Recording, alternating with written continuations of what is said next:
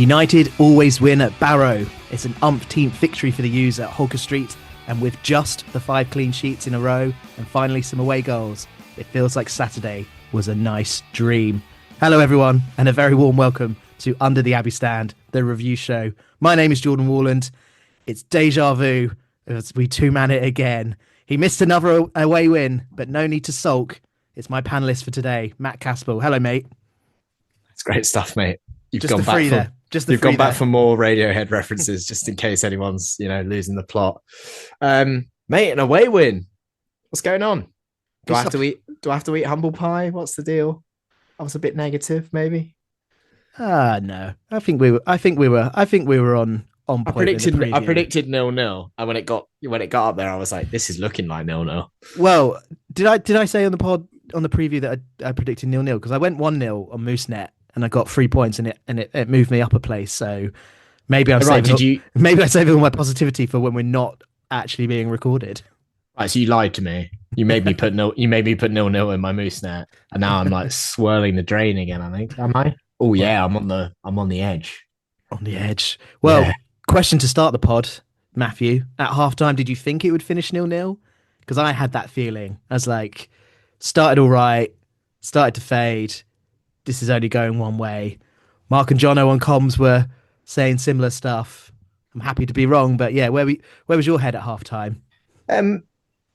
It had a 0-0 flavour, but I wasn't. It hadn't, to me, felt as turgid as some of the other recent away performances. It felt more like Salford in its profile of like, we do have a bit of purpose about us. It is like, it's not like we're going all guns blazing to try and win the game, but we'd had a couple of early chances. We had a bit of a spark. There was a bit of an energy. It just felt like, all game, but first half, we were just trying to move it a bit faster. It just felt like there was a little bit more urgency in the tempo of how we were playing football, with a bit more bravery, a bit more, it looked like license to like, look, don't be as worried about losing the ball. Like, try and make stuff happen. Just try and do stuff faster, basically, is in a really simplistic way. So it wasn't like I was sat there thinking we'll win this, but it wasn't like head in hands, like, man, this is dreary. This is really dire. You just end it now. Like, I wasn't left that strong sense of like, this is bound to finish 0-0. So is there even any point in, watching the second half or anything like that? I like that's the angle that you've gone with, Matt, because some of those that are a little bit more glass half empty would point to some of the glaring misses that Barrow had on Saturday, including one just before half time. The header. The big header. No, it was kind of like the other one. Yeah, sort of half volley. He sort of just like smashes it miles over. It was quite close. Like, they had that big header as well. So yeah, they had a couple of chances. We had a couple of chances. I just felt there was enough evidence to suggest it wasn't going to end 0-0. I was a bit concerned at halftime just because of the trajectory of the first half, I guess. So where I felt like we started the brighter team for first probably 20, 25 minutes, 30 minutes, we didn't finish that half very strongly. They did have those chances, and it felt a bit like pressure was building up. So halftime probably came at a good moment for us, I guess, just to give us a chance to regroup. Yeah. Well, you're more confident than I was. I had a bad feeling it was going to finish 0-0. So happy to be proven wrong, especially, as you know, Caspel, it benefited my Moosenet. Got a couple of important questions to start with before we dig into Barrow victory in more detail. Not had many questions come in on X this weekend. Don't know why. Maybe people don't want to ask questions about winning away from home. It's a bit boring. Maybe it's a bit boring. Maybe they knew it was us. They just want it to be over as quick as possible. But we've had a terrific question from Ben. Ben has asked, is Matt Caspel the new Gary Monk? Saying you know what I mean 500 times a pod. You're absolutely bang to right here, Caspel. Ben's had you there. So I wasn't sure about this. And, I like to think I'm reasonably erudite. So, but everyone obviously has filler. God, I even nearly said it then. So I went back for it. I was like, do I say that a lot? And I obviously on Spotify, one of the many platforms you can pick up your UTAS on. you can transcribe, so you can do a full transcription if you really, if you're a bit bored and you want to read the pod instead of listening to us. Great for accessibility. Great for accessibility. I mean, if you're smart, you copy and paste the entirety of the transcript into ChatGPT and then you ask it, how many times did I do it? And ChatGPT said, I said that or a phrase in and around that 8 times, apparently, during the preview pod. And the preview pod wasn't that long. So I think like once every 2 or 3 minutes, I said, do you know what I mean? I don't sound like Monk. But, has he got badges? He must have badges. Yeah, surely he's got badges. He must have badges. You have to have badges, right? You wouldn't get the career job if you don't have badges. Well, he's nearly got the career job. That would have been a blow, wouldn't it? Gutting. Absolutely gutting. No. Well, apparently I say, you know what I mean? Loads. And so, now that it's been pointed out to me, even in day-to-day life now, I'm just catching myself doing it. Is it a Monk hangover? Did I always used to do this, Jordan? You've known me for a long time. Well, what I've done is I've got myself a bottle of vodka and a shot glass here. So every time you do it on the review pod, I'm going to do a little shot. But a reminder, a full-size one. Yeah, a real one. But a reminder, if you'd like a much more relaxed drink, get yourself to number 1 Ferry Path, the Old Spring, our good pals and sponsors for this season. A whole host of Cambridge United UTAS deals to be had, including the Matchday Meal Deal, the Saturday Happy Hour, half-price beers. I don't know if there's like half-price vodkas in there. Let's hope so. I don't think it is, yeah. No, just beer. What a letdown. And then there's the ticket holder discount, 10% off any time.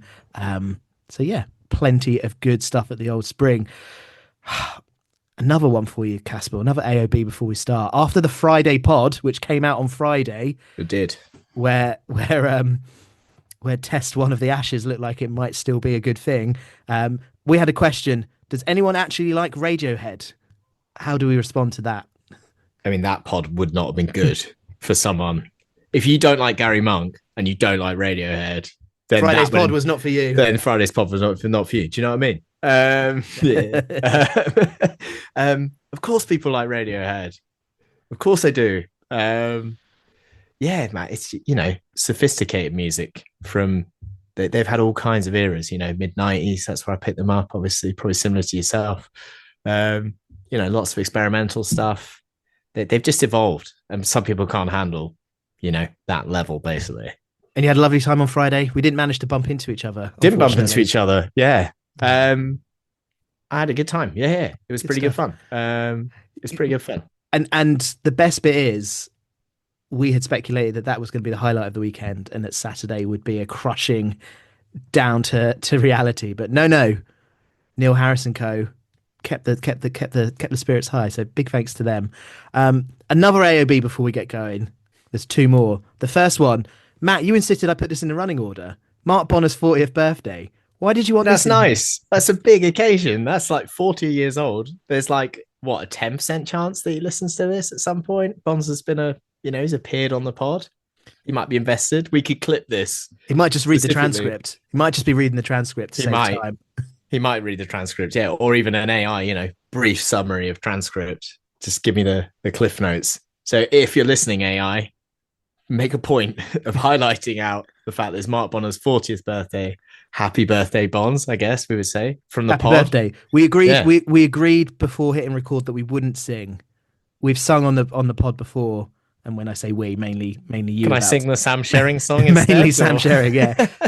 Let's move on away from singing. But one big thing about Mark Bonner, got inducted to the CUFC Hall of Fame last week. Pretty decent stuff. Very, very well deserving given everything that he's achieved with the club. I do have one possible negative to say about that. You've got an interesting look on your face. What if he has a massive heel turn now? Mine's does similar. Absolutely dirty. What if he goes to Peterborough now? Mine is and similar. Raids all our players or something. Do you know what I mean? My gripe is slightly similar because I feel like 40 is a bit young to be in the Hall of Fame. I feel like give him another 10, 20 years and then induct him. Has anyone ever been chucked out? How do we chuck him out if he does the dirty on us and turns on us? I mean, happy birthday, Bonds, by the way. Yeah. Don't do that. Don't do that. Happy birthday. Don't ever leave. Don't ever leave me. Yeah, not again. I guess the real AOB though, Rather big announcement on Friday. A sensible announcement, a professional announcement, but tinges of sadness in there. We had the statement come out from Paul Barry. I'm assuming most people listening to this have read it, but I will very quickly condense it and wrap it up for those that might not have. The main takeaway: Caspel redevelopment is paused. The current redevelopment plans for the Abbey Stadium are not financially viable. The club is taking time to reassess. High costs and low return. There's talk of tens of millions of investment needed, and it would take over 20 years to recoup that, making the current model unsustainable. The Abbey remains home for now. The stadium will remain the club's base, but the board is staying open-minded about long-term options, including possible relocation. There was a mention about strong civic engagement. The club wants to play a major role in the future development of Cambridge, and will launch the United for Cambridge to strengthen community partnerships. Financial pressure was talked about. Caspel post-COVID losses and infrastructure investment exceeded 20 million. Inflation and lower league cost pressures remain challenging. Another big one: a search for a new minority owner. The club is actively looking for an investor to help share the financial responsibilities and support future growth. Bit of a big one on Friday, wasn't it? They tried to ruin our mood ahead of Radiohead. I guess my first question is, what were your initial responses to the statement, and what are your responses maybe, 48 hours later? I mean, I think you summarised it well there. I think the club's done a sensible thing in releasing the statement, mostly because rumours had started to circulate, if you know what I mean. And we are not. Oh, I did it again, if you know what I mean. Damn it. You've done it twice. Stop it. It's hard right, mate. Shots, come on. Shot glass. That was legitimate as well. Oh, I keep catching myself. Who has done this? Ben. I'm going to find you at the next home game. We're going to have words. Is in your head. Yeah, absolutely rent-free there. Rent-free. Trying to be serious here. The club did a good thing by releasing a statement, I would say. It almost should go without saying. But we must always put on record our absolute, gratefulness, I guess, to the ownership structure, particularly to Paul Barry, for the number of years, decades even, that he has propped up, sunk money and disappeared it, frankly, into what probably isn't always the most rewarding thing, certainly not from a financial perspective, but even from an emotional place, must be quite challenging. As much, Jord, as you and I have gone through, in our life, maybe 3 now failed redevelopments, at least 2 real, genuine talks of properly redeveloping or moving that have risen and been quashed. Well, I off the top of my head can think of 3 redevelopments of the Abbey, although this latest one, we never actually saw any pictures, any visuals. 3 of those. And then as for relocations, up the road by the Quay roundabout, Trumpington. Yeah. There was I can't remember the name of the land, but it's up near Eddington. That was a really old one as well. So that's 6. That's 6 without really thinking. I'm sure there'll be people listening to this that can remember even more. It's I'm talking about real, credible, this time. Well, this is what hurts better. The most. This is what hurts better as a Cambridge United fan, really, is that this time, because of the ownership structure, because of the recent growth off field, real strong growth of the city of Cambridge, sense that at the moment we're better run than we maybe have been in, again, decades, possibly ever, frankly. Really strong CEO. Do you know what I mean? This time it felt a bit different. It felt like we were doing not that any of this is not true, but it just felt like there was major due diligence happening. I don't know. Maybe I got a bit complacent because it really felt like it was on, and the complete excitement of the idea that we were going to stay home, in my opinion, because it just really feels to me like moving out of the Abbey, that the problem is not necessarily leaving the Abbey per se, because it might be commercially in the long term, this is actually the right thing to do for us to build the facility we need to build to generate the Monday to Friday revenue that we need to generate to be a sustainable football league club in a world where it is just getting more and more expensive. where, to be frank, the guy who's been underwriting our losses for decades and decades is getting older. Frankly, he might not want to do it for much longer, because it's totally fair for him. Like, he has sustained and kept this football club alive. Paul Barry is so easy to say would just not be here or in the version of Cambridge United that we have and we enjoy on a week in, week out basis without him. So when I say gratitude and gratefulness, like, I really do mean it. Can I ask a cynical? Can I ask a cynical question? Yeah, go on. Yeah. Is there a part of you that thinks, have we spent far too much time and money looking at this? Should we not have been able to foresee that it would have been incredibly expensive and incredibly difficult to do the redevelopment? Do you think we've maybe sort of, I don't know, wasted time and money on this? I will start by saying I don't know enough, if you know what I mean. Yeah, of course. Well, none of us do. None of us do. Not exclusive to redevelopment, just all of it. So I don't know the ins and outs of these processes. I think it's probably easy to form that opinion. Like, I can see an opinion that is arising that is like, for even this attempt to redevelop, we've probably spent over $1 million. I have no idea, but we've probably spent a fair amount of money. There is a viewpoint, and it's not mine necessarily. Could we not have just spent that on the playing squad and tried to stay in League One? Is there not a work? I'm not that mindset as well, but I know what you mean. But ask yourself the question, like, it's more of a thought exercise. What makes a football club successful? It's like a kind of, the big question. The ultimate point, in a way, of existing as a football club, in my opinion anyway, primarily should be to occupy like as high a position as you can in the pyramid, to entertain your fan base, to engage your community. Sure, like, I love the work that is done off the pitch. Everything we're doing in the Cambridge community is great, but my view with football, it's good to do social good. That's always a good thing. But first and foremost, and absolutely paramount, have a successful, entertaining football team. It's not like everything else will just fall into place, because that really belittles the amount of work and effort and energy that's happening all around the club. We've moved on leaps and bounds in the last 5 or 10 years in terms of how the off-field operation is, if that makes sense. But I just sometimes wonder if the ratio of attention generally, and you could proxy that into money generally, is a little bit too weighted towards off-field and not weighted enough towards on-field if you're going to go and spend all of that money. I understand there's a point here about infrastructure, long-term versus short-term. I'm not talking ever about shit or bust. We kind of did that 25 years ago and it nearly ran us completely into the ground, right? Yeah. So like, that's not what I'm advocating for. My position is still coming more from a commercial lens. It's like, would we have had a better chance of getting this redevelopment done if we were in League One? Our average crowds were like 8, maxing out capacity every week. Does being in League One actually improve your prospects of engaging even the city council? I have no idea, but like, if we're having clubs like Ipswich and Sunderland and Sheffield Wednesday come to town, is that just a little bit more eye-catching than having, Barnet and Bromley and Barrow, basically? So I don't know. Like, it's all a bit, again, it's like we have to put our hands up and accept we don't fully understand the ins and outs.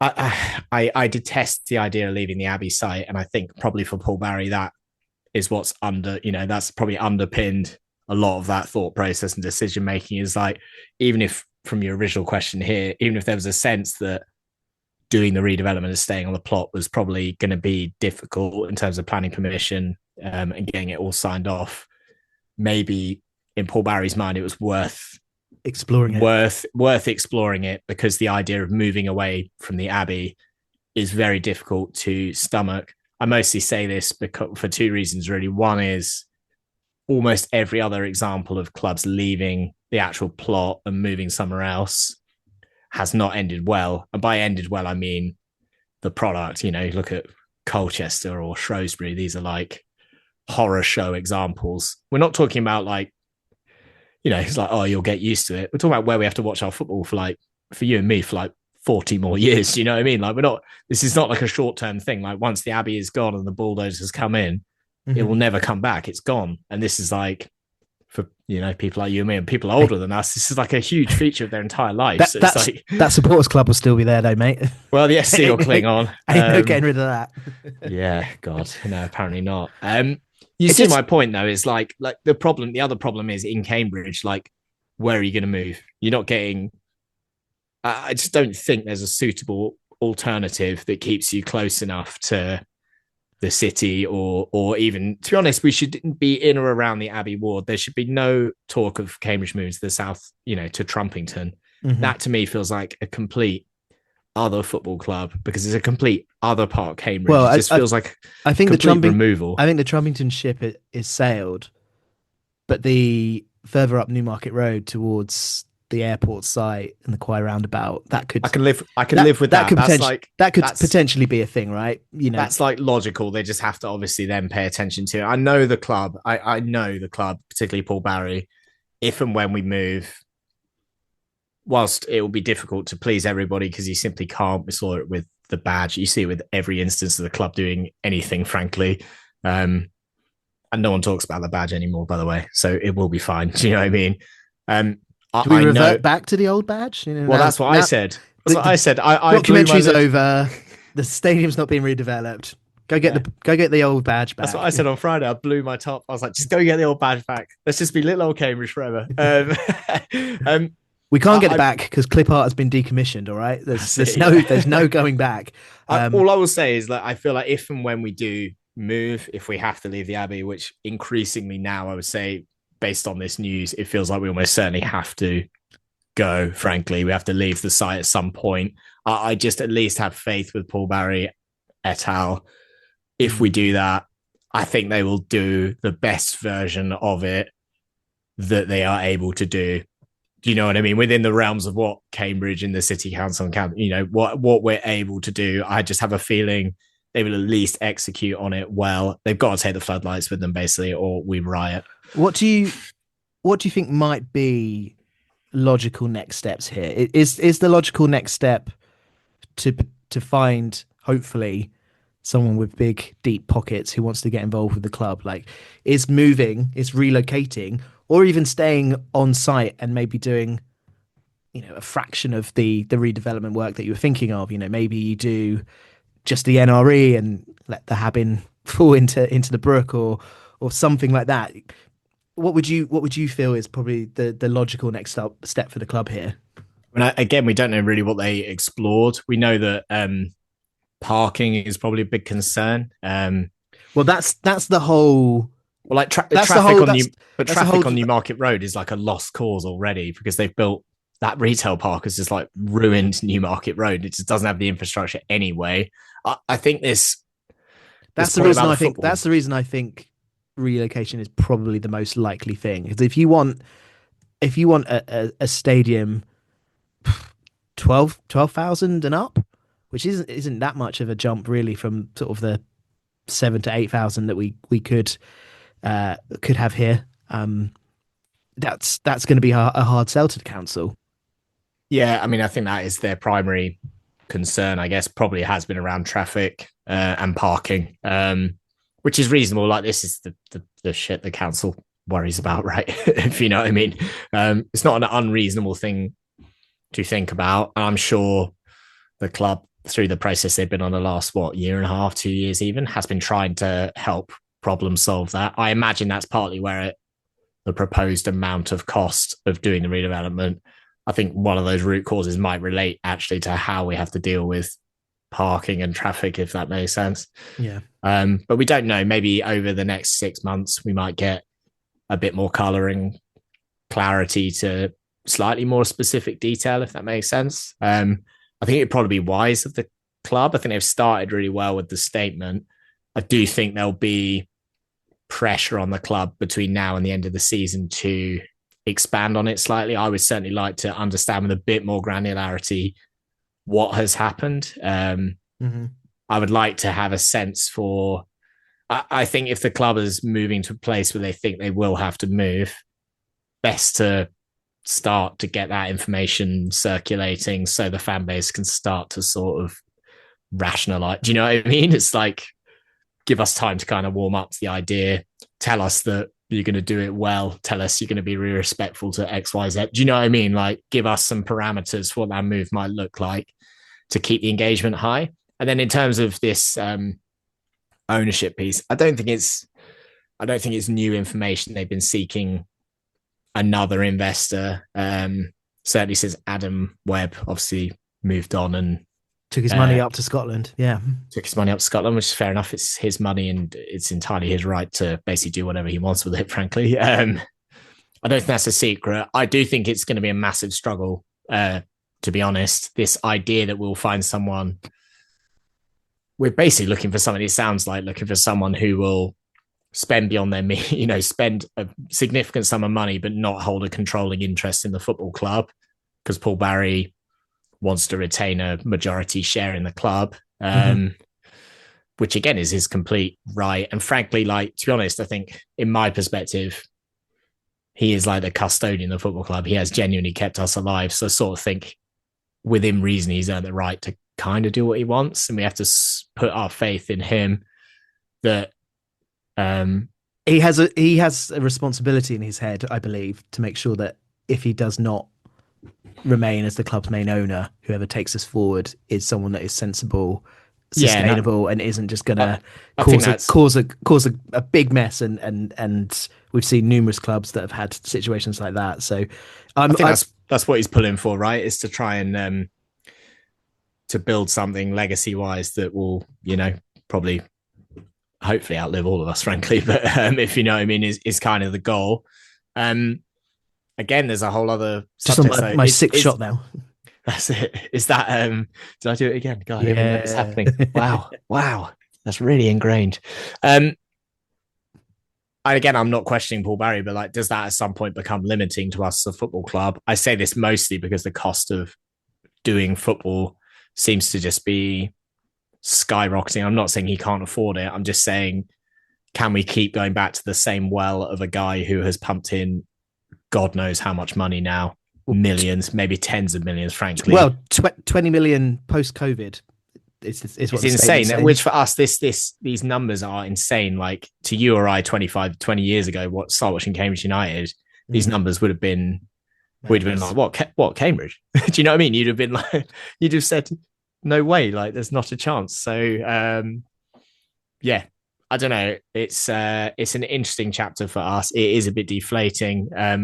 I think that pressure I spoke about for the club to release a little bit more information might grow a little bit more pronounced if our league form dips away. The best thing the club could do around this right now is keep winning football matches. Should we talk about Barrow? Come on. I was going to say, I can talk about the redevelopment all day. Tunbridge is due a CEO update video, so I think that will be a fascinating watch. We, of course, Under the Abbey will see if there's anything we can do outside to get some info and some discussion about the whole topic to you guys. But yeah, I was actually going to say, Matt, should we talk, instead of talking about our crappy stadium, should we talk about a game at another crappy stadium? Whoa. I love Holker Street. Why do you love it?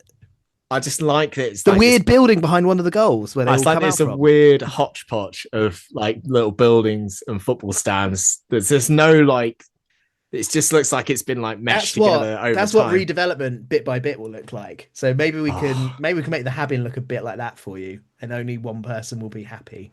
Yeah, just like a little temporary, like a little marquee here or there. Bristol Rovers is a little bit like that. Little like weird, just tiny stands everywhere, just all dotted around. Bristol Rovers, 7 defeats on the trot, mate. Absolutely love to see that. That's quite funny. Do you know where we've won 7 games in a row? At Holker Street, mate. Great stadium. Great stadium. Let's start with this question then.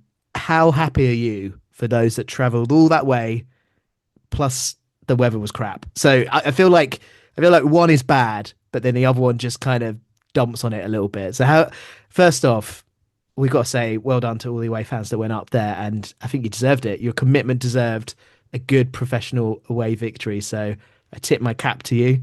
Caspel, you've done it. You've done it in the past. You've been a tourist up to Barrow. It's a difficult journey, right?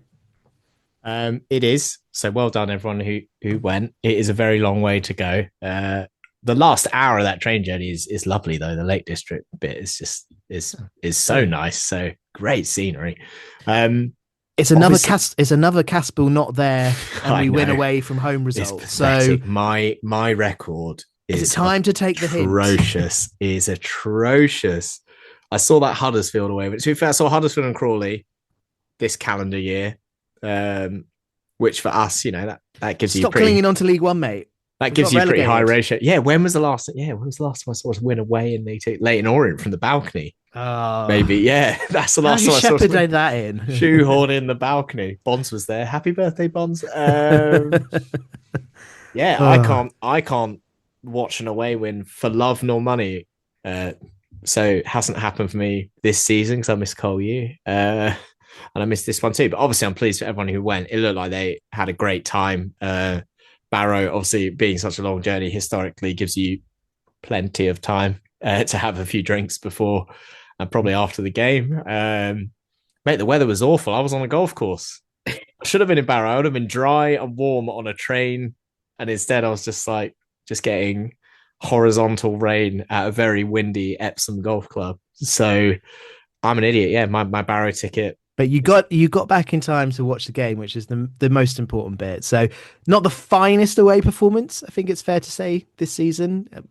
We probably played better and not got wins.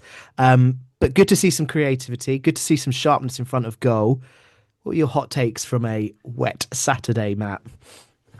Well, I thought we were pretty good actually. Like my hot take, I guess, is you're saying not the finest away performance.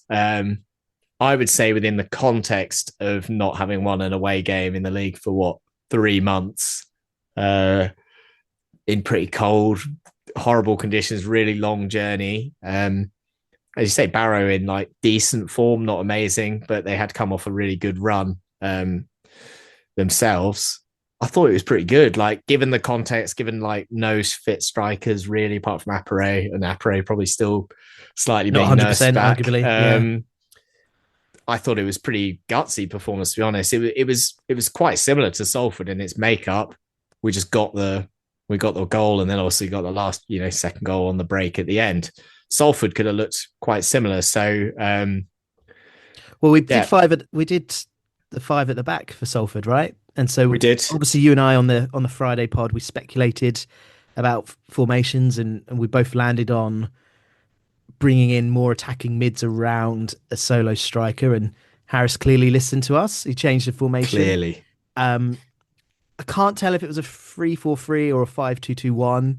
Felt a little bit like it flowed between the two, Matt. What were your thoughts on the formation, and would you apply it to future games, including those at home? I think firstly, I respect what Neil Harris has done with it over the last couple of away games.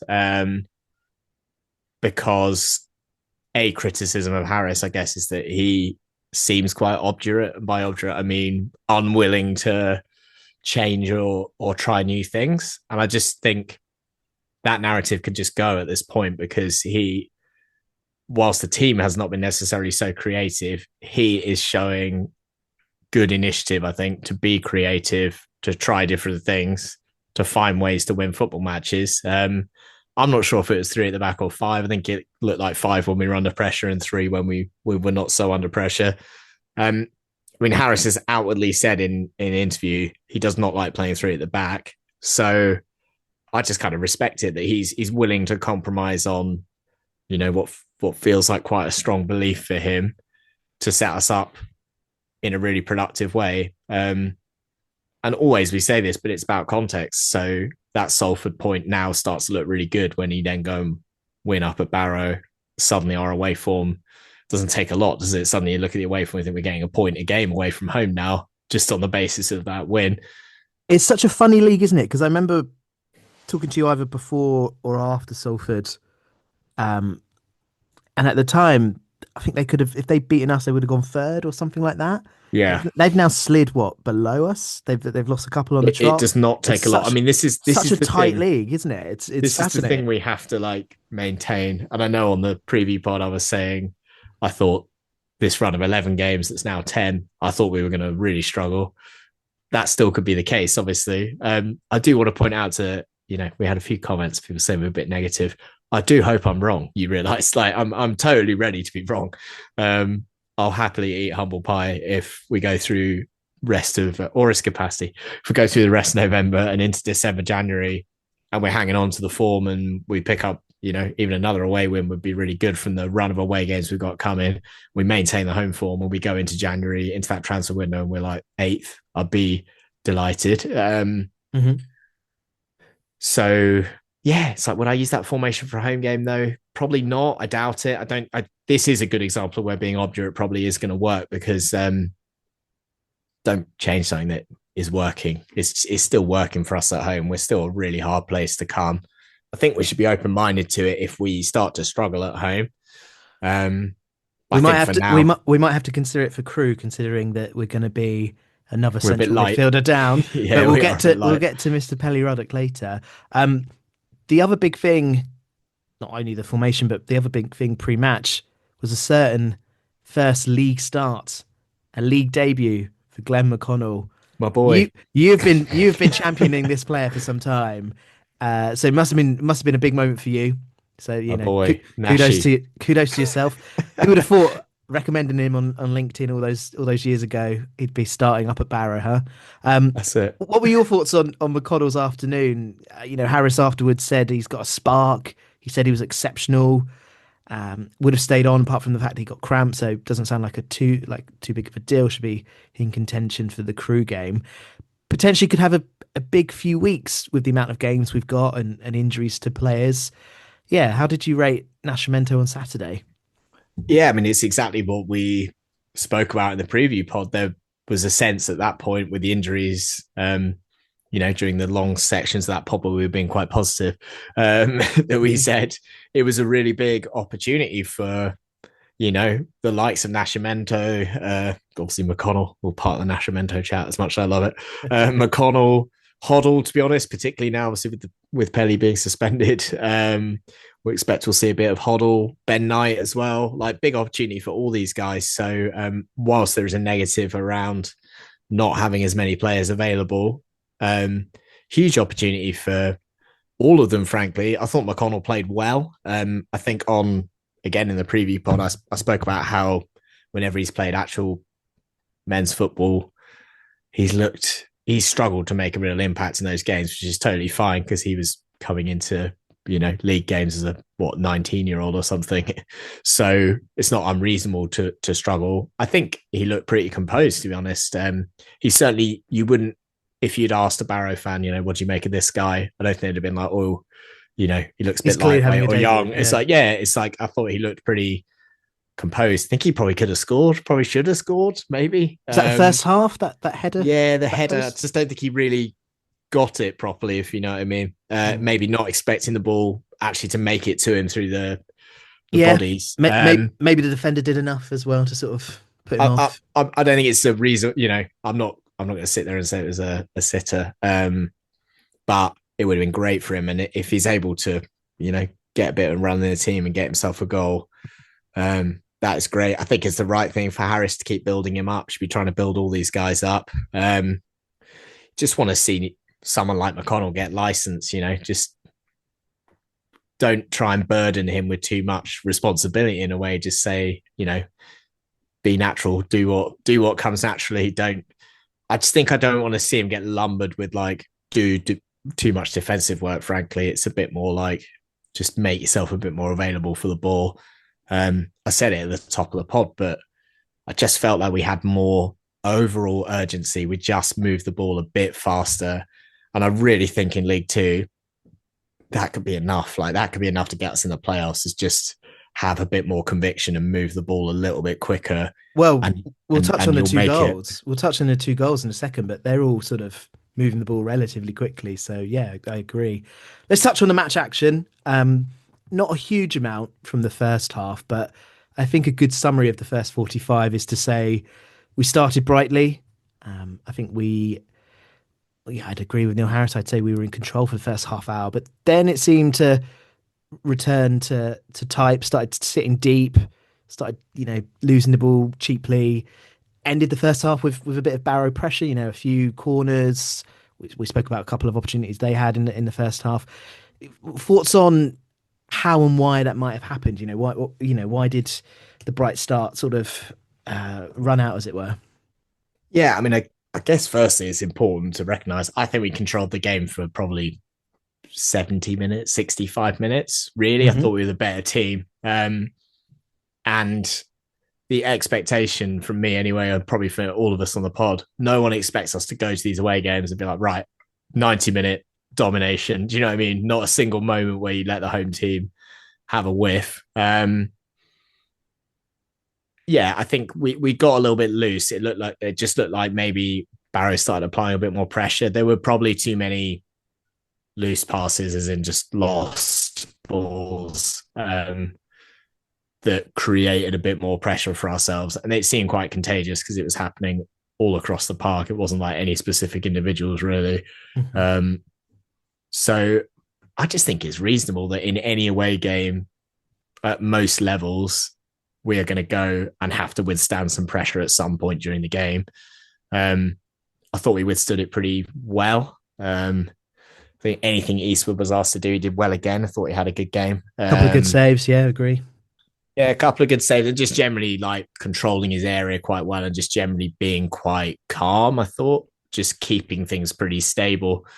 Apart from that one bit where the striker nearly stole in and got the ball, he seemed to sort of juggle it around a bit. That made me a bit nervous, but I think he knew what he was doing.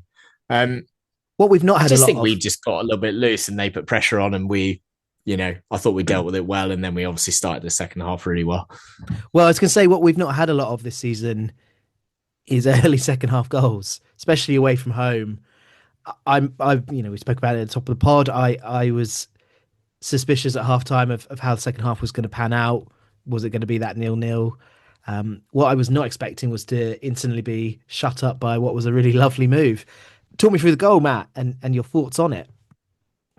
Yeah, I mean, Brophy pulls the ball up the pitch really well. This is exactly what I want to see Brophy doing. This is why I keep talking about getting James Brophy playing in centre midfield. Obviously, that might come true. Might come true. Crew, yeah. Could come true soon because of numbers. Mostly because that's exactly where you want to see James Brophy picking the ball up. Wasn't really operating like a winger in that moment. Felt like he was operating like a box-to-box centre midfielder. To be honest, he doesn't have to do anything too special to move up the pitch. It's just the speed of the break. Like Corey Smith picks him out well.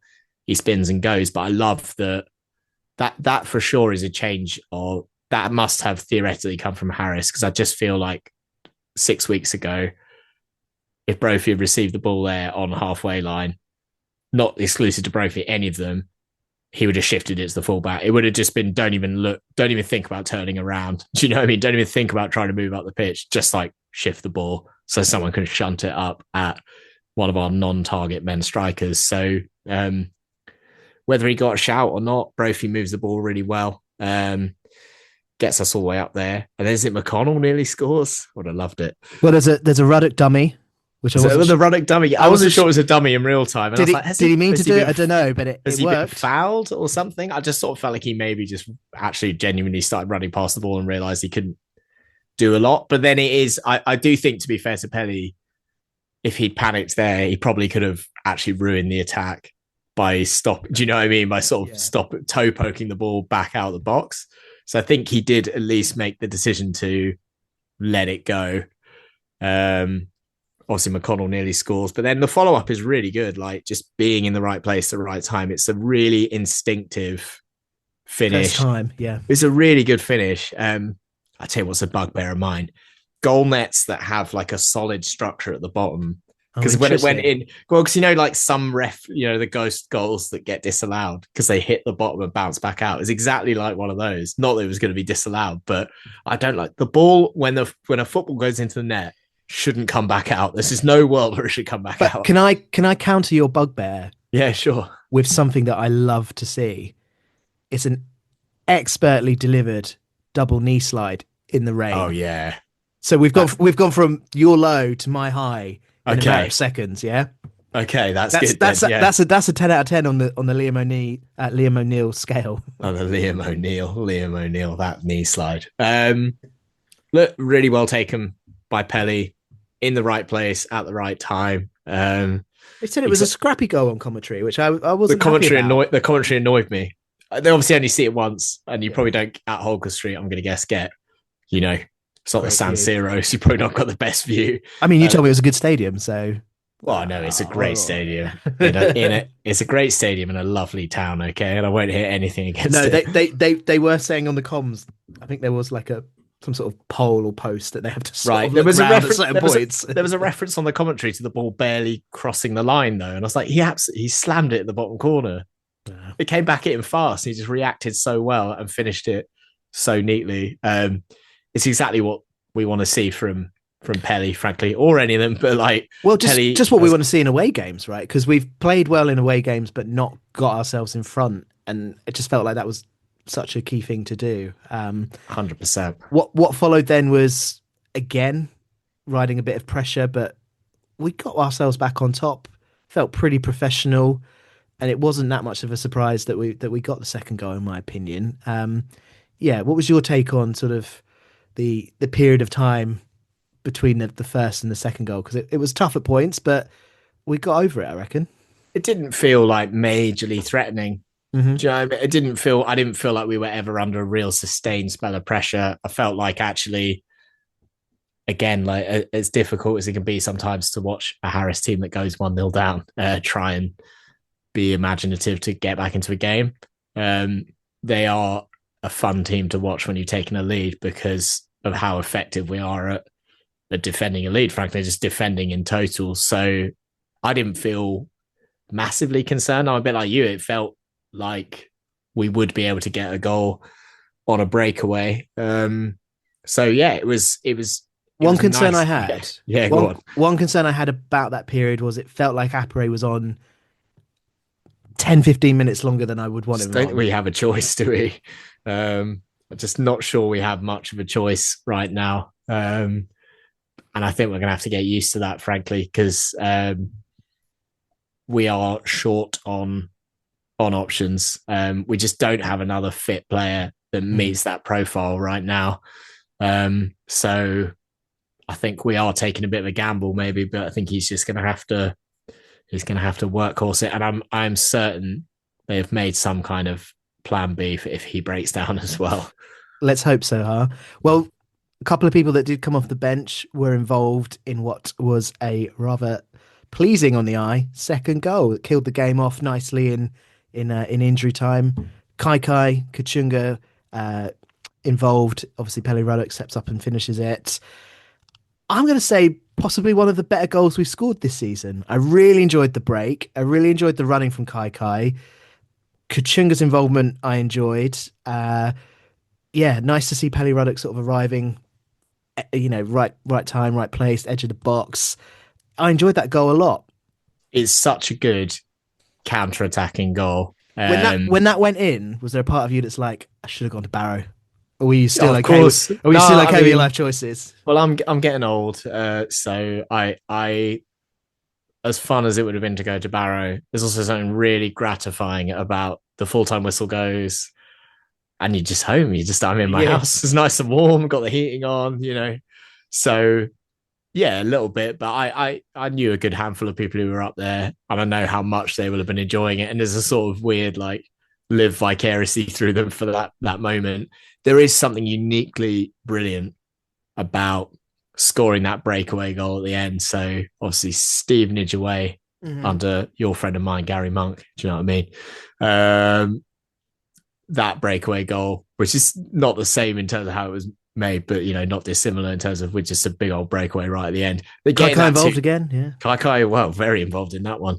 Getting that 2-0 when you're away and that's it, and the job is done, is just major. And think about it for the players as well. Like, we have complained a lot on the pod about away form, mostly because, hilariously for me, I've basically been to every other away game this season but one. So I really have but two, yeah. Well, but two, yeah. I really have chosen well this season. We've complained a lot, but it must be super wearing for the players as well, doing these massive journeys, overnight stays away from their friends, family, whatever, knowing that the away record isn't that good. Like, yeah, I think I was thinking about this earlier. You really forget easy to forget sometimes the players are like just blokes as well, just humans, you know what I mean? So they will know about this away record, and you can see that in the celebrations. I think there was a real, I don't know. I'm really hoping that this for us is like a bit of a breakthrough moment that we're starting to get some of the monkeys off the back of our season, which is away form is a problem, creativity and goal scoring is a problem, but not a problem if you keep scoring twice a game. Home statement win is probably still outstanding, but who's to say we can't go, beat Crew convincingly on Saturday, and then suddenly we'd be up in the playoffs. You're like, oh, hang about. Maybe I was wrong in terms of predictions and being a bit doom and gloom. Maybe we really are on something. The goal, you asked about the goal. It's brilliant. Kai does so well. I feel like he beats 2 or 3 guys. He seems to keep running down that wing. I think it's right by the away end, so it would have looked spectacular from that away end. And then you're right, give credit to Kachunga. Kachunga does some rare Kachunga praise coming forward on the pod. Let's do it. But we will always give praise to players when they deserve it. I've been pretty hard on Pelly this season as well, because I think CV to end product, there's been a big mismatch so far. One game obviously doesn't change that, but Pelly is exactly where you want to see a centre midfielder, like a really high quality centre midfielder would be arriving in that second wave, so it's perfect. His timing of the run is perfect, arrives at the ideal moment. Keeper, well, I love that he's hit it so hard that the keeper's not able to keep it out. Keeper's gone proper because pop it on hands, Chris Dunn style. That makes it more enjoyable. Keeper just maybe could have done better, but Pelly hits it really well. Look, the thing is, when you're arriving on a ball like that, I think it's quite easy also first time to fluff that. So he just drives it hard and on target. Great work from Kachunga, amazing work from Kai. I think I agree with you, one of our best goals this season in terms of the aesthetic, but also just the significance of the goal. Nice to see Pelly giving it back to the Barrow fans. He'd obviously just given him a bit of shunter as well. It was a challenging isn't the right word. It was a funny 5 minutes for Ruddock, because it's gone from being booked, which will be his 5th yellow card, which means he's suspended for the Crew game on Saturday. A booking which felt like maybe the Barrow reaction and fans got him booked, because I don't think the ref was acting on it straight away. And then a few moments later, going and scoring, the match-winning goal and silencing those Barrow fans. So a funny turn of events and a funny 5 minutes. When he scored and I saw him running towards the home fans, I was like, oh, don't overdo it and get sent off. Do you know what I mean? Don't get yourself sent off. But I saw a point on the message board which I think is an interesting one. I wanted to get your thoughts on it. Do you think Pelly Ruddock is playing better these last few games because Don Ball is not in there with him and they're not sort of trying to do the same role and the same involvement? Do you think playing alongside Corey Smith is maybe getting the better out of Pelly Ruddock? I don't know. I know, and we said it, multiple of us said it on the pod earlier in the season. It wasn't working with Ball and Pelly. Just a lack of chemistry, a sense that maybe they were trying to do, as you say, a very similar job. I think then my feeling was Pelly was maybe pushed a bit high up the pitch because they were trying to sort of force a separation between the two. I'm not sure it's a Don Ball issue specific. I think it's either Harris and or Pelly or a combination of both that deserve a bit of credit. Because I still felt like Pelly was higher up the pitch. I guess he's just found a way, or between him and Harris, they've found a way to make him more effective. He's got to sustain it is the thing. I thought he did play quite well at Salford as well. So we've got to give him like fair credit now. But I need to see more and more and more. Do you know what I mean? The season is 17 games old. And I think he's now putting 2 7+. I mean, this is more like an 8 or a 9 out of 10. That still probably isn't quite enough, but hopefully because the 2 have been quite recent, we're onto something. Maybe Pelly's, I don't know, I don't know specifically what's happened. I just hope it continues. Basically, if he can score twice every week, then we'll probably get promoted, to be honest. Well, he won't do it next week. No. Brace yourself for that one, mate. Nice stiff drink in the old spring before the game to get you prepared for it. I tell you what would be nice if it continued. Clean sheets. That is now 5 in a row in all competitions. Yes, I'm including the Virtu, Matt, and 9 in total for the season. Are these heady times for us as Cambridge United fans, seeing these shutouts, these clean sheets? I think it's great. Yeah, I can't remember. I can't remember great. us being this good. I can remember us having good defenses, but yeah. I think it's great, honestly. I think it's great. It's obviously necessary with our goal scoring record. But I just think it's fantastic. Things like not letting Salford have a shot on target in an entire 90-minute football match is incredible. Clean sheets away from home are pretty compelling. So, yeah, I mean, I also just think in football, these things, they sort of gain momentum. Do you know what I mean? Like it becomes a bit of a known, and then crew will know about it. If you know what I mean, they'll know they're coming to one of the hardest to go places in the division against a team that does not. It's not even goals we don't concede. We don't concede chances really, particularly at a high frequency. And they'll be aware of that, and it starts to become, a bit of a spectre. There you go. Nice. Get a little one in there. Why not?